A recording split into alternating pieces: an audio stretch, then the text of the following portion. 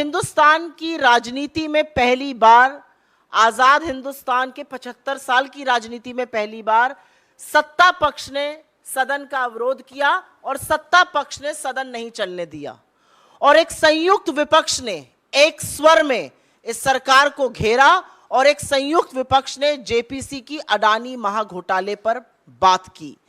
हम ईडी जा रहे थे, हमारे सांसद 200 सांसदों को 2000 पुलिस फोर्स रोकता है।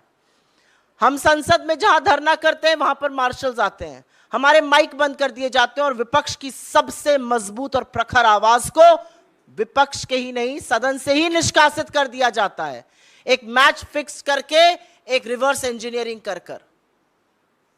राहुल गांधी जी ने 7 फरवरी को सवाल पूछे अडानी पर और उनकी आवाज को बंद करने का काम लगा मोदी सरकार को कि वो कर देगी, लेकिन असलियत यह है कि जब समूचा विपक्ष एक साथ खड़ा होता है तो सरकार बौखला जाती है।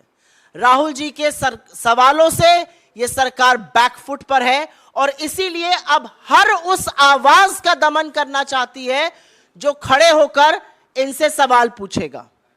मुझे बिल्कुल भी नहीं लगता कि विपक्षी एकजुटता किसी भी तरह से प्रभावित हो रही है। समूचा विपक्ष एक साथ खड़ा है। इस बार के बजट सेशन में सरकार इसीलिए बौखलाई हुई है, इसीलिए घबराई हुई है और इसीलिए इंटरनेट को कंट्रोल और सेंसर करने की बात हो रही है, क्योंकि विपक्ष एकजुट होकर एक मत में मोदी सरकार को घेर रहा है।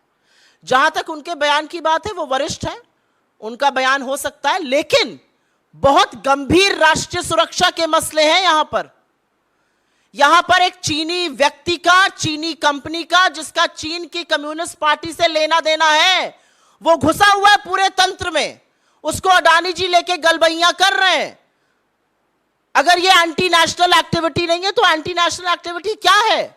इस देश के लोगों का, एलआईसी के धारकों का, पॉलिसी धारकों का 30 करोड़ से ऊपर जो है, 45 करोड़ से ज्यादा एसबीआई के अकाउंट होल्डर्स है, उनका पैसा डूब रहा है।